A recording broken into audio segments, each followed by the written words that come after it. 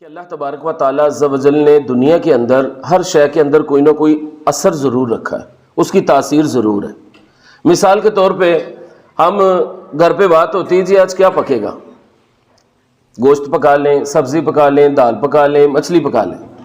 اچھا سب کو پتہ ہوتا ہے کہ ان کے اندر کوئی نہ کوئی اللہ تبارک و تعالیٰ عز و جل نے تاثیر ضرور رکھی ہوئی ہے۔ مثلا سبزیاں ہیں تو ان کے اندر ایک اللہ تبارک و تعالیٰ نے اپنی تاثیر رکھی ہوئی ہے۔ اسی طرح گوشت ہیں ان کے اندر بھی تاثیر ہے۔ گوشت کے اندر تو اتنی تاثیر ہے کہ کئی لوگوں کو ڈاکٹر جو ہیں وہ سرخ گوشت ہی منع کر دیتے ہیں کہ جی بلڈ پریشر آپ کا ہائی ہو جاتا ہے، اس لیے آپ وائٹ گوشت کھائیں یا مچھلی کھائیں یا چکن کھائیں، چھوٹا اور بڑا گوشت نہ کھائیں۔ جی کیوں ڈاکٹر صاحب کیوں نہ کھائیں؟ بھائی اس لیے نہ کھائیں کہ گوشت کے اندر اثر ہوتا ہے اور آپ کو اس کا اثر تنگ کرے گا۔ لال گوشت آپ کھائیں گے تو پھر آپ کا کبھی یورک ایسڈ بڑھ جائے گا، ٹھیک ہے، جو آج کل بیماریاں چل رہی ہیں، کبھی آپ کا بلڈ پریشر ہائی ہو جائے گا اور کبھی کوئی مسئلہ ہو جائے گا۔ لہٰذا آپ وائٹ گوشت استعمال کریں، مچھلی کھا لیں یا چکن کھا لیں، ٹھیک ہو گیا جی۔ پتہ چلا کہ گوشت کے اندر اللہ نے ایک اثر رکھا ہوا ہے، ٹھیک ہے جی۔ اچھا جی، پرانے بزرگوں کی سن لیجئے، وہ کہتے ہیں یہ جو تم برائلر گوشت کھاتے ہو نا، اس کے اندر کچھ نہیں ہے۔ مرغی تو وہ ہوتی تھی جو دیسی مرغی ہوتی تھی، دیسی مرغا ہوتا تھا کہ اس کو اگر ذبح کرنے کے لیے پکڑنا بھی ہے نا تو اس کو پہلے بندے کی اچھی بھلی ورزش ہوتی تھی، وہ مرغا بھگاتا تھا پھر قابو میں آتا تھا۔ تو ایسے جاندار مرغ کو جب کھاتے تھے تو بہت زیادہ طاقت آتی تھی، ٹھیک ہے۔ اور اب جو برائلر مرغی کہتے ہیں پوری قوم اس مرغی کے اوپر کھڑی ہے جو مرغی خود اپنے پاؤں پر نہیں کھڑی ہو سکتی۔ تو بڑے کہتے ہیں کہ اس برائلر میں بھی کوئی اثر نہیں ہے، اثر کس میں ہوتا تھا؟ دیسی مرغے میں۔ بہرحال جی پتہ چلا گوشت میں اثر ہوتا ہے۔ پھر آ جائیں جی پھولوں کی طرف۔ پھولوں میں بھی اثر ہے، بڑے بڑے پیارے پھول ہیں، رات کی رانی ہے، خوشبو مہکتی ہے، دل دماغ معطر ہو جاتا ہے، خوشبو کی وجہ سے ایک اچھا ماحول لگتا ہے۔ آپ باغ میں جاتے ہیں، پھولوں کی ایک قطاریں آپ کو نظر آتی ہیں، آنکھوں کے سامنے ایک اچھا تصور آتا ہے، جب دل دماغ میں آنکھوں کے سامنے اچھا منظر ہوتا ہے، ایک طبیعت پہ اچھا اثر ہوتا ہے۔ یہ جو لوگ پارک وغیرہ میں جانے کے عادی ہیں یا ورزش وغیرہ کرتے ہیں، اگر وہ نہ جائیں نا تو یہ انہی کا کہنا ہے کہ ہم بور ہو جاتے ہیں، جسم کے اندر طبیعت کے اندر ایک بوریت آ جاتی ہے، اس کا بھی اثر ہے۔ خالی پودوں پھولوں کا تو اثر تھا ہی، جڑی بوٹیوں کا بھی اثر ہے۔ ساری حکمت جو تھی، طب تھی جو، یہ آج ڈاکٹری سے پہلے، ایلوپیتھک کی دوائیوں سے پہلے، ہومیوپیتھک سے پہلے سارا طب ہی تھا۔ حکیم لوگ جو تھے وہ کیا کرتے تھے؟ وہ یہی کرتے تھے کہ جڑی بوٹیوں سے مختلف چیزیں تیار کرتے تھے، اب تو ان کا دور ہی نہیں، تو وہ پھر جناب والا حکمت کی ایک دوائی ہمارے سامنے آتی تھی اور اس سے علاج ہو جاتا تھا۔ آج بھی ایک خاص مرض ہے جس میں لوگ حکیم صاحب کے پاس ہی جاتے ہیں کہ اس کا علاج جیسے گویا ایلوپیتھک میں ہے ہی نہیں، اچھا جی اب یہ مسئلہ ہے تو حکیم صاحب ہی اس کا حل کریں گے، بلکہ اب حکمت تو اسی کے ساتھ جڑ گئی ہے۔ آپ سمجھ رہے ہیں، آپ کو پتہ ہے کوئی ہومیوپیتھک ڈاکٹر کے پاس نہیں جاتا، پتہ چلا اس میں بھی اللہ تعالیٰ نے ایک اثر رکھا ہے۔ پانی میں بھی اثر ہے۔ آپ پانی لیتے ہیں، پیتے ہیں، پی کے کہتے ہیں یار بڑا بھارا پانی ہے، کیا آپ فلٹر والا پانی استعمال نہیں کرتے؟ یہ تو بہت بھاری پانی ہے یار، دیکھو ذرات نظر آ رہے ہیں۔ ہر بندہ ہوٹل پہ جاتا ہے، اپنی الگ سے وہ بوتل خریدتا ہے، 1.5 لیٹر کی لیتے ہیں، ½ لیٹر لیتے ہیں، اپنے پاس رکھتے ہیں کہ یار پانی صاف پئیں گے تو ہم مطلب زندہ رہ سکیں گے نا، اور صحت مند زندگی ہماری رہے گی، گردوں پر کوئی برا اثر نہیں ہوگا۔ پانی کا بھی اثر ہے، کھانے کا بھی اثر ہے، پھولوں کا، پودوں کا، گوشت کا بھی اثر ہے، ہر چیز کا۔ اسی طرح جانوروں کی کھالوں میں بھی اللہ تعالیٰ نے اثر رکھے ہوئے ہیں۔ ہمارے بزرگوں میں سے کئیوں کے اقوال ہیں کہ جو بکری کی، بھیڑ کی، اس طرح کی جو کھالیں ہیں نا، ان پہ بیٹھنے سے عاجزی پیدا ہوتی ہے، ان پر بیٹھنے سے، کہ ان کا وہ مسند تیار کی جائے، وہ بنانا ہو، جیسے یہ گدی ہے یا مصلی ہے، یہ چیزیں اس سے بنانا جائز ہے، اگر اس کو دھوپ میں سکھا لیا جائے، اس کی بدبو دور ہو جائے، اس میں بھی اللہ تعالیٰ نے کوئی نہ کوئی اثر رکھا ہوا ہے۔ اسی طرح باتوں میں بھی اثر ہے۔ میں کوئی ایسی بات کرتا ہوں، آپ مسکرا پڑتے ہیں، آپ بعد میں کہتے ہیں یار بڑا پریشان سا تھا، آپ نے ایسی بات کی ہے، میرا دل ہی خوش کر دیا آپ نے۔ کوئی اچھی بات کیا کہ دل خوش ہو جاتا ہے بندے کا۔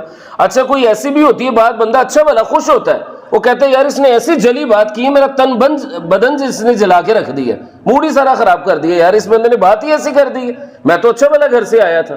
پتہ چلا باتوں میں بھی اثر ہے۔ گویا کہ المختصر یہ کہ ہر شے میں اللہ تعالیٰ نے اثر رکھا ہے۔ کیا کیا مطلب اس کی مثالیں دی جائے، یا ایک مثال دینا بڑی دلچسپی سے خالی نہیں ہوگا، وہ یہ ہے کہ ایک آدمی کا نام سنا ہوگا، ابو علی سینا۔ یہ ہمارے ایک بزرگ تھے، ان کے پاس گیا اور کہنے لگا کہ اللہ تبارک و تعالیٰ عز و جل کے نام کے آپ حلقے لگواتے ہیں، ذکر اللہ کی محفلیں سجاتے ہیں، تو یہ خانی یعنی اللہ اللہ اللہ اللہ کروانے سے یا کرنے سے کیا ملتا ہے آپ کو؟ اور آپ اتنے لوگوں کو بھی اس پہ لگایا, ان کو کوئی دنیا پڑھنے کا موقع دیں گے, جائیں پڑھیں لکھیں, کوئی آگے بڑھے پھولے. انہوں نے کہا کہ یار دیکھو پڑھنے پڑھنے کا جس طرح اثر ہے اس سے روحانی سکون ملتا ہے, اس میں بھی اثر ہے. کہہ رہے نہیں جی اس میں تو کوئی اثر نہیں ہے, میں بھی تو آیا ہوں, مجھے تو کوئی اثر نہیں ہو رہا. آپ نے فرمایا بولی سینا بیٹھ جا, تو گدھا ہے. بولتا جا رہا ہے بیٹھ جا, تو گدھا ہے. جب آپ نے یہ کہا نا گدھا ہے تو اس کو غصہ چڑھ گیا. کہہ رہا کہ آپ کون ہوتے ہیں مجھے گدھا کہنے والے؟ ایک اچھے بھلے انسان کو, اشرف المخلوقات کو, ایک آپ جانوروں سے تشبیہ دے رہے ہیں, کیوں دی آپ نے؟ اور کہ کہتے اس کی آنکھیں سرخ ہو گئیں, چہرہ سرخ ہو گیا, گردن کی رگیں غصے سے پھول گئیں. تو آپ نے کہا کہ اب بتا بولی سینا مجھے یہ بتا کہ ایک جانور کا نام میں نے تجھ پہ لیا تو تجھے کتنا غصہ آیا؟ ایک لفظ ہی بولا ہے نا, گدھا, قاف دال ہا اور الف, گدھا. ٹھیک ہے, اس پہ تجھے اتنا غصہ آیا ہے. اگر ایک جانور کا نام لینے میں اتنی تاثیر ہے کہ تو جناب والا بیٹھا نہیں ہے, کھڑا اور غصے سے لال پیلا ہو رہا ہے اور مجھ پہ برس رہا ہے, تو اسی طرح اللہ بھی ایک لفظ ہے, اس میں بھی 4 ہی حرف ہے. لیکن بات یہ کہ یہ جانور کا نام ہے, وہ خدائے برتر و بالا کا نام ہے. اگر اس میں اثر ہو سکتا ہے تو اس میں اثر کیوں نہیں ہو سکتا؟ اچھا بعض لوگ ایسے ہوتے ہیں کہ ان کو نا عام قرآن حدیث سے بات نہیں سمجھ میں پڑتی, لیکن جب ان کو انہی کے انداز میں سمجھایا جائے نا تو وہ مان جاتے ہیں. اب اس نے کہا کہ جی باقی بات آپ صحیح کہہ رہے ہیں, اب مجھے سمجھ میں آ گئی. اصل میں وہ دماغ پہ چوٹ لگی نا, تو لاتوں کے بھوت جو ہیں وہ باتوں سے نہیں مانتے. اب جب مثال سے اس کو سمجھایا کہ اب دماغ پر ٹھکی نہ جا کے, تو کہتا ہاں واقعی اگر لفظ گدھا میں اثر ہے تو پھر لفظ اللہ میں کیوں اثر نہیں ہے؟ آپ نے فرمایا اس میں اثر ہے, اس کو پڑھ کر کسی کی طرف پھونک دیں اس میں بھی اثر ہوتا ہے, اس کو لکھ کر گلے میں ڈال لیں اس میں بھی اثر ہوتا ہے. تو اب مان گیا. تو اچھا جی اسی طرح یہ مثال اس لیے دی کہ واقعی ہر شے کا جہاں اثر ہے اسی اللہ. تو اب آخری بات جس پہ میں آنا چاہ رہا تھا ساری بات کے بعد وہ یہ تھا کہ اسی طرح برائی کا بھی اثر ہے, نیکی کا بھی اثر ہے. یہ ساری شروع والی تمہید میں نے اس لیے باندھی سمجھانے کے لیے آپ کو کہ اس میں اثر ہے, اس میں اثر ہے, اس میں اثر ہے, کھانے میں, پینے میں, گوشت میں, سونے میں. سونے میں کیسا اثر ہے ویسے لگے آتا. آپ دیکھیں نیند جب آ رہی ہو کوئی چیز اچھی لگ رہی ہوتی ہے, پنجابی میں مثال دیتے ہیں سولی دے بھی نیند آ جاندی. جب نیند آئی ہو انسان کو کچھ اچھا نہیں لگ رہا ہوتا, اور جب نیند پوری ہو چکی ہو تو انسان کتنا فریش ہوتا ہے. نیند میں بھی اثر ہے کہ انسان سو جاتا ہے, اس کو موت کی چھوٹی بہن بھی کہا جاتا ہے, موت سے حضور نے اس کو تشبیہ دی ہے. سونے کی دعا بتائی سرکار نے کہ یہ پڑھ کر سو اللہم بسمی کا موت واحیا, کہ میں اللہ کے نام سے مرتا اور جیتا ہوں. اور حکم اصل میں تو سمجھانا یہ چاہ رہے ہیں کہ سوتا اور جاگتا ہوں. اٹھنے کی دعا کیا ہے؟ الحمدللہ الذی احیانا بعد ما اماتنا والیہ النشور. میں اللہ تعالیٰ کا شکر کرتا ہوں, سب تعریفیں اللہ کے لیے ہیں جس نے مجھے مرنے کے بعد دوبارہ زندہ کر دیا ہے. حالانکہ مرے تو نہیں نہ ہوتے, ہم سونے کے بعد اٹھے ہوتے ہیں. اصل میں چونکہ اس میں جیسے مردہ پڑا ہوتا ہے تو اس کو کچھ ہوش نہیں ہوتی. آپ جو مرضی کہہ لیں, گھر والے رو رہے ہوتے ہیں, چیخ رہے ہوتے ہیں, لیکن مردے کو کوئی اثر ہوتا ہے؟ کوئی اثر نہیں ہوتا. آنکھوں فقا کا کوئی اثر. اسی طرح میت کو بھی کوئی اثر, وہ سونے والے کو بھی کوئی اثر نہیں ہوتا, وہ بھی سویا پڑا ہے. کئی تو ایسے پکی نیند کے ہوتے ہیں, الارم وغیرہ کوئی چیز ہی نہیں ان پر اثر کرتی. ٹھیک ہے نا. تو اس لیے اس کو موت سے سمجھا کر تشبیہ دی گئی ہے. تو جو ہے کہ جہاں ہر چیز کا اثر ہے, میں بتا رہا تھا کہ وہاں نیکی اور برائی کا اتنا اثر ہے کہ پچھلی ساری قوموں کا قرآن پاک میں تذکرہ آپ پڑھ لیجئے. سورہ نوح لے لیجئے, حضرت نوح علیہ السلام کا واقعہ پورا تفصیل کے ساتھ آپ کو ملے گا. 1300 سال آپ نے زندگی پائی, 950 سال آپ نے تبلیغ فرمائی. اور جو آپ کے حلقہ باب میں آپ کے صحابی بنے تھے, آپ کے حواری بنے تھے, ان کی تعداد بہت ہی کم تھی, بہت زیادہ کم تھی ان کی تعداد. تو ان کو بھی آپ کشتی میں لے کے سوار ہوئے. پچھلی پوری قوم کے غرق ہونے کی وجہ کیا تھی مجھے بتا دیں؟ وہی برے عمل تھے نا جن پر ان کو باز کیا جا رہا تھا, اور وہ باز نہیں آتے تھے اور اللہ پر ایمان نہیں لاتے تھے. اسی طرح حضرت لوط علیہ السلام کی قوم میں بدفعلی سب سے پہلے شروع ہوئی. آپ نے بڑا سمجھایا ان کو, لیکن وہ باز نہیں آتے تھے. سمجھاتے سمجھاتے آخر میں ان کی آزمائش اس طرح ہوئی کہ اللہ تعالیٰ نے 2 خوبصورت لڑکوں کی شکل میں اپنے 2 فرشتوں کو بھیجا. دراصل یہ عذاب دینے والے فرشتے تھے, اور ان کے پیچھے بھی وہ قوم اپنی عادت کے مطابق پڑ گئی, اور جب پڑ گئی تو پھر یہی ان کے عذاب کا مطلب سبب بھی بن گئے. تو آپ دیکھیے ان کو بھی ان کے یہ فعل بد کی وجہ سے اللہ تعالیٰ نے ڈبو دیا, ان کا یہ انجام ہوا. یہ سارے پچھلے نبیوں کے اندر, قوموں کے اندر جو عذابات آتے رہے وہ ان کی برے اعمال ہی تھے نا. حضرت شعیب علیہ السلام کی قوم کا برا عمل مشہور ہے کہ وہ ناپ تول میں کمی کرتے تھے. قرآن پاک نے بھی اس کو بیان کیا ہے کہ ان کی قوم میں یہ مسئلہ تھا. ہر قوم میں ہر کوئی تھا جو وہ غلط کچھ نہ کچھ کرتا تھا, ان پر عذاب آتے رہے. فرعون تو مشہور ہے, اللہ تعالیٰ نے قیامت تک اس کے لیے اس کی لاش کو مطلب بطور عبرت باقی رکھا ہوگا. یہ سارا کچھ تھا. پھر نبی پاک صلی اللہ علیہ وسلم کا دور اقدس آیا, ابو لہب جو کہ رشتے میں حضور صلی اللہ علیہ وسلم کا چچا تھا، لیکن حضور صلی اللہ علیہ وسلم کے ساتھ بدتمیزی کرنے کی وجہ سے اللہ تعالیٰ نے اس کے خلاف پوری سورۃ اللہب قرآن پاک میں نازل فرما دی۔ اب بھی کیا پیچھے پردہ کیا چیز تھی جس کی وجہ سے اس کو نقصان پہنچا؟ اس کے برے اعمال تھے، اور برے عملوں میں پتہ چلا سب سے بڑا برا عمل جو وہ یہ ہے کہ حضور سید عالم صلی اللہ علیہ وسلم پر نکتہ چینیاں کی جائیں۔ سارے برے اعمال میں سے یہ سب سے خبیث ترین برا عمل ہے۔ کیوں؟ ہم چوری کرتے ہیں، اپنی ذات کو نقصان پہنچاتے ہیں، اور کسی جس کی چوری کی اس کو نقصان پہنچاتے ہیں۔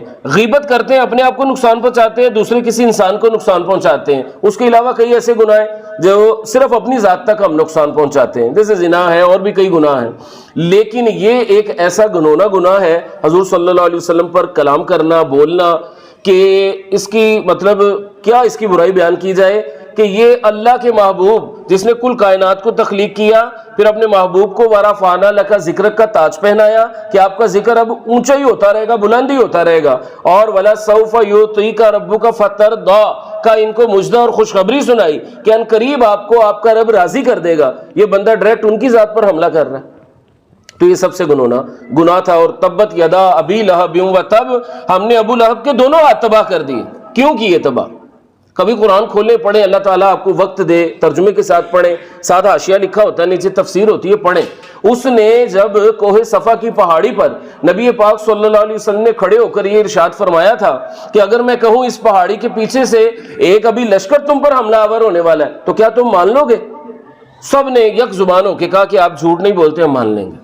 نبی پاک صلی اللہ علیہ وسلم نے فرمایا پھر یہ بھی مان لو کہ اللہ تبارک و تعالیٰ ایک ہی ہے، 360 جو تم نے خدا بنا رکھے ہیں وہ خدا نہیں ہے، خدا ایک ہے اور واحد ہے اور لا شریک ہے، اس چیز کی گواہی دو۔ تو سب لوگ منتشر ہونے لگ گئے کہ یہ آپ نے کیا بات چھیڑ دی بیچ میں، آپ سچے ہیں لیکن ہم یہ بات آپ کی نہیں مان سکتے۔ اور جب وہ سب جانے لگے تو ابو لہب نے یہ دونوں ہاتھ اٹھا لیے، اور جیسے مطلب کوس کے نہیں کوئی بات کرتے، اس طرح اس نے حضور صلی اللہ علیہ وسلم کی طرف ہاتھ اٹھا کر یوں باتیں کی کہ ہم اس لیے اکٹھا کیا تھا، ہم تمہیں یہ جیسے لڑائی میں لوگ کرتے ہیں اکثر۔ اللہ تبارک و تعالیٰ کو یہ جو اس کی مطلب اس نے ہاتھ اٹھائے تھے یہ بات پسند نہیں آئی، اور فرمایا کہ تبت یدا ابی لہب وتب، اے محبوب ہم نے وہ جو دو ہاتھ آپ کی طرف اٹھاتا تھا نا، دونوں ہاتھ اس کے تباہ کر دیے۔ آگے حدیثوں میں تفسیروں میں پڑھیں، اللہ تعالیٰ نے اس کو پہلے جو تھا وہ مرض فالج اس پر وہ ہوا حملہ آور، اور اس کے بعد اس کے ہاتھوں میں جو تھا وہ پیپ پڑنے لگ گئی اور آبلے بن گئے، اور وہ گول گول جن میں پیپ تھی پھر اس میں کیڑے پڑ گئے، اور مرتے وقت اس کی حالت یہ ہوئی کہ سخت بدبودار۔ اس کے بیٹے بھی اس کے تدفین میں شامل نہیں ہوئے، بلکہ وہاں کے مزدوروں کو بلوا کر اس کو وہ جو قبرستان تھا یا جو بھی تھا وہاں پر دفن کروایا گیا۔ اتنا سخت دنیا کے اندر اللہ تعالیٰ نے اس کو عبرت کا نشانہ بنا دیا۔ تو ہر چیز کا جہاں اثر ہے وہاں نیکی اور برائی کا بھی اثر ہے۔ اپنی زندگی کو نیکیوں سے ہمیں معمور کرنا چاہیے اور گناہوں سے اپنے آپ کو بچانے کی بھرپور کوشش کرنی چاہیے۔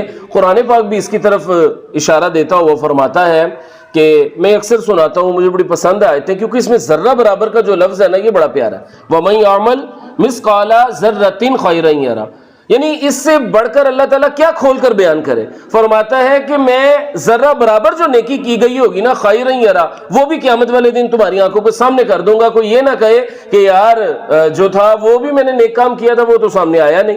یعنی سمجھانا یہ چاہ رہا ہے اللہ تعالیٰ کسی بھی چھوٹی کو نیکی کو چھوٹا نہ سمجھنا، کرنے لگو۔ ایک ہوتے ہی یار اس کا کیا ثواب ملے گا، ایک 10 روپے فقیر کو دے کے کیا فائدہ ہوگا، کسی کو ایک روٹی کھلا کر کیا فائدہ ہوگا، مسکرا کر ملنا صدقہ اس کا کیا فائدہ ہوگا۔